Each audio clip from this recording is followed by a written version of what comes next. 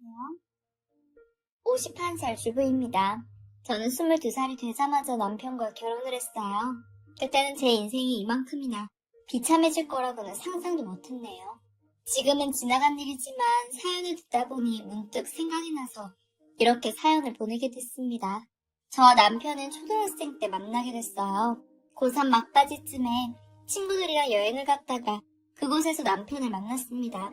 그 사람은 대학생이었고요. 남편과 남편의 친구들이 권하는 술을 마시고 처음 마신 술에 잔뜩 취해서 남편과 하루를 보내게 되었습니다.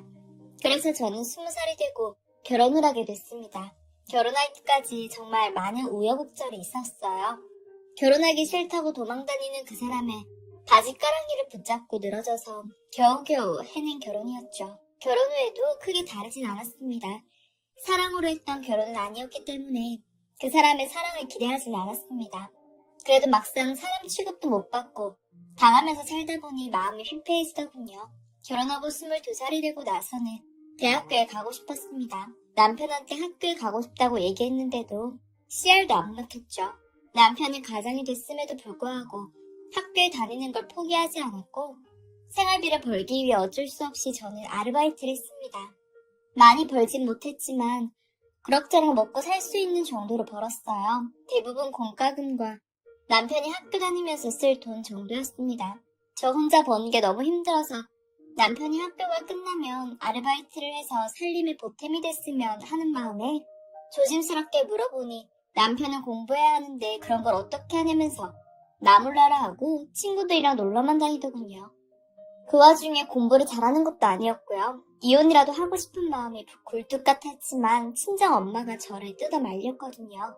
그래도 살 부대끼고 살다 보면 정이 붙는 거라고 결혼은 사랑이 아니라 정으로 하는 거라면서요. 그때라도 이혼을 했어야 했는데 하고 지금 땅을 치고 후회합니다. 그때는 이혼을 했다 하면 이혼녀 딱지가 붙고 사람들이 손가락질을 했던 시기였기 때문에 저도 쉽사리 마음을 먹을 수가 없었어요. 주변의 만류에 이를 악물고 살았습니다. 남편이 졸업하기만을 기다리면서 정이 붙어서 조금 나은 결혼 생활이 되기를 바라면서요. 그렇게 살다 보니 저는 24살의 나이에 첫 아이를 가지게 됐습니다. 배가 부르기 전까지는 일을 했는데 몸이 힘들어서 일을 그만두고 집에서 태교에 힘쓰면서 지냈습니다. 남편은 안 된다고 길길이 뛰기는 했지만 양가 부모님이 매달 돈을 조금씩 보내주시겠다고 한 덕에 그렇게 할 수 있었죠. 시간은 흘러서 무사히 딸아이를 건강하게 출산했습니다. 흡연을 하는 남편 탓인지 기관지가 조금 안 좋다고는 했지만 그거 외에는 다 괜찮았어요. 아이를 낳았을 때쯤엔 남편이 학교에서 졸업을 하고 취직을 한 뒤 아이를 키우는 데만 전념을 할 수 있었습니다. 그때부턴 그나마 집에 신경을 쓰더군요.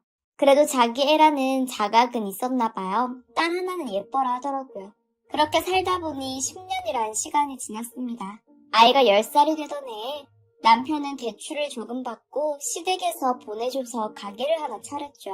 첫 장사인데도 꽤나 크게 일을 벌였어요. 프랜차이즈 고깃집이었는데 가게를 크게 내길래 혼자서 할 만한 사이즈는 아니었던지라 아르바이트라도 고용을 하려나 싶었는데 당당하게 저한테 이제는 아이가 어느 정도 컸으니까 가게에 나와서 일을 하라고 하더라고요. 맞벌이를 하게 되면 그때부터는 아이가 혼자 지내야 하나 걱정이 많이 됐습니다. 아무리 어느 정도 컸다고 해봤자 겨우 딸은 10살이었거든요. 봐줄 사람 하나 없었고요.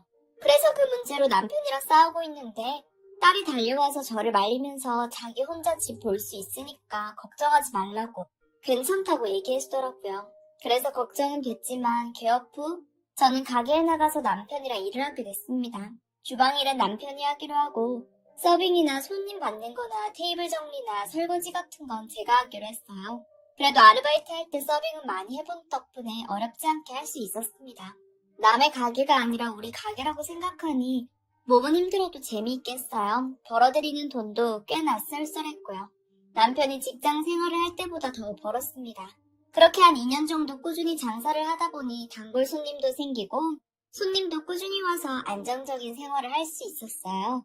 그러다 어느 날부턴가 남편이 저한테 조금씩 주방일을 시키더라고요. 배우라는 남편한테 싫다고 어차피 주방일은 자기 일인데 왜 나한테 일을 가르치냐고 했는데 자기한테 일이 있으면 당신이라도 해야 할 거 아니냐면서 하나씩 가르치려 들었고 어느 정도 일리가 있는 말이라고 생각해서 울며 겨자 먹기를 배웠죠. 그렇게 배운 지 한 6개월쯤 지나니 남편이 저한테 매주 하루씩 번갈아 가면서 쉬자고 얘기했습니다. 솔직히 혼자 잘해낼 수 있을지 걱정이 되긴 했지만 남편도 저도 하루도 쉬지 않고 일을 해온 지 2년하고 6개월이란 시간이 지났기 때문에 많이 지쳐 있었어요. 그래서 흔쾌히 알겠다고 했습니다. 처음에 6개월 동안은 처음 얘기했던 것처럼 일주일은 남편이 쉬고 다음 일주일은 제가 하루 쉬고 하면서 지냈습니다. 아무래도 좀 쉬니까 낫더라고요. 방치됐던 딸도 조금씩 보살펴줄 수도 있고 신경도 쓸 수 있고 해서 좋았습니다. 남편도 처음에는 딸을 데리고 이리저리 놀러도 다니고 하더라고요. 저는 운전면허가 없어서 딸이랑 놀아봤자 집에서 숙제 도와주고 하는 게 전부였는데 남편은 딸이 평소에 가고 싶어하던 놀이공원이나 동물원에도 데려가주고 하는 것 같았어요. 씩씩하게 혼자서도 잘한다고 하던 딸도 아빠랑 엄마가 매주 놀아주니까 얼굴이 활짝 펴서 너무 좋다고 얘기하더군요. 그 얼굴을 보고 나니 너무 미안했습니다. 아무리 먹고 살려고 어쩔 수 없이 선택한 거라고는 해도 딸이 얼마나 외로웠을지는 안 봐도 뻔했으니까요. 그런데 어느 날 주방에서 남편이 바닥이 미끄러웠는지 넘어지게 되었고 다리가 부러졌습니다. 3주간 입원을 해야 한다고 하더라고요. 남편은 자기한테 신경 쓰지 말고 가게나 나가라고 하길래 어쩔 수 없이 저는 혼자 장사를 하게 되었습니다. 남편이랑 할 때 몰랐는데 막상 혼자 하려니까 죽겠더라고요. 2주에 하루 정도 혼자 하는 건 그냥저냥 참고 할만했는데 3주 내내 혼자 주방보랴 홀보랴 하려니 몸이 하나도 모자랄 지경이었죠. 그래도 아픈 사람한테 뭐라고 할 수도 없고 그 사람도 일부러 그런 건 아니니까 별 수 없지 하고 3주를 악착같이 버텼습니다. 남편이 퇴원하고 나서는 한 3개월은 몸조리를 잘해야 한다면서 출근을 안 했어요. 뭐라고 한 소리라도 하려고 치면 아프다고 엄살을 부리곤 했죠. 저는 뼈가 부러져 본 적이 없어서 후유증이 오래가는구나 하고 힘들어 죽겠는데도 참고 혼자 계속 일을 했습니다. 몇 개월을 둘이 하던 일을 혼자서 하려니 온몸이 부서질 것 같더군요. 몸져 눕고 싶은 마음이 굴뚝 같았지만 하나뿐인 딸을 잘 키우는 게 제 인생의 전부였던지라 제가 포기할 수는 없었습니다. 남편이 그저 빨리 회복해서 나와주기만을 바랬죠. 그래야만 저도 하루라도 쉴 수 있었으니까요. 그런데 남편은 3개월이 지나고 1년, 2년이 지나도 가게에 나오지 않았습니다. 남편한테 아무리 힘들다고 그냥 이대로 안 나올 거면 직원이라도 구해달라고 하소연을 해도 들어주질 않았어요. 남편은 오히려 저한테 네가 있는데 뭐하러 직원을 써? 혼자 충분하잖아 라고 했죠. 손목은 손목대로 너덜너덜하고 당장이라도 가루를 쓸어줘도 이상하지 않을 정도로 몸이 많이 지치고 힘들었는데도요. 매일같이 남편을 설득했는데 이제는 놀고 먹는 게 더 좋았는지 남편은 제 말을 못 들은 척 했습니다. 큰 소리라도 할 것 같으면 집에 나가버렸고요.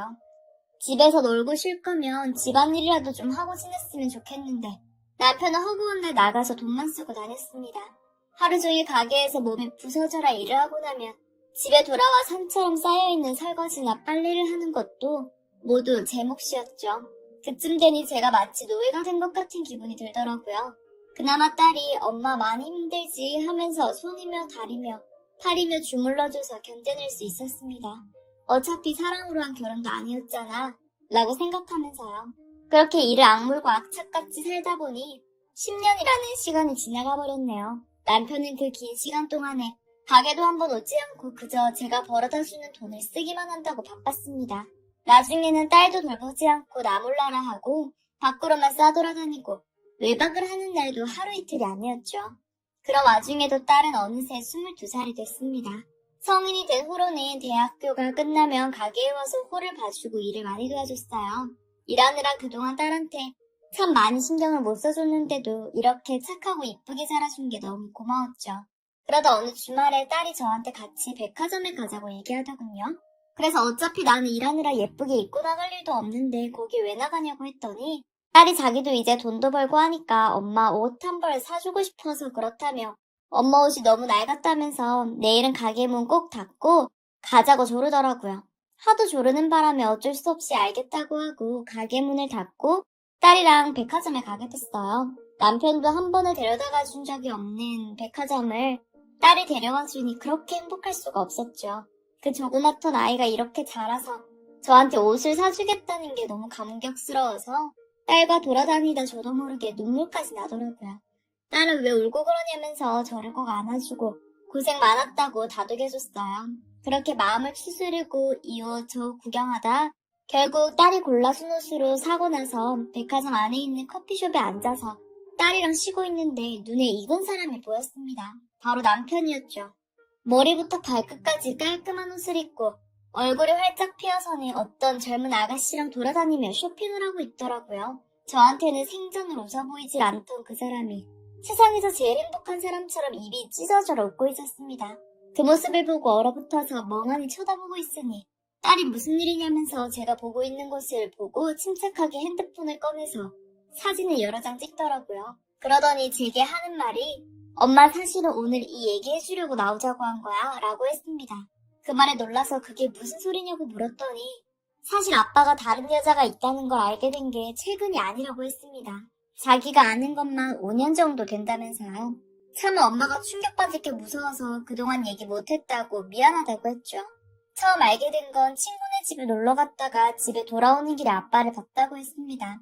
반가워서 아는 척을 하려고 했는데 옆에 다른 여자랑 팔짱을 끼고 있는 걸 보게 돼서 그날부터 바람을 의심했다고 했어요. 제가 항상 가게에 있다는 걸 아는 그 사람은 누가 알아볼 거라고 생각을 못했는지 당당하게 여자를 끼고 돌아다녔다고 했습니다. 그 모습을 계속 보게 된 딸은 언젠가 필요할 거라고 생각이 들어서 보일 때마다 사진으로 찍어서 모아두었다고 했어요.